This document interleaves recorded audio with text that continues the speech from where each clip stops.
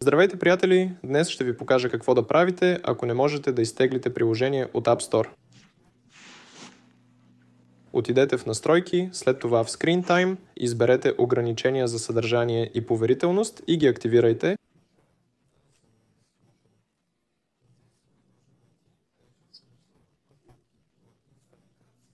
Трябва да намерите настройките за iTunes и App Store покупки и да се уверите, че инсталирането на приложения е разрешено.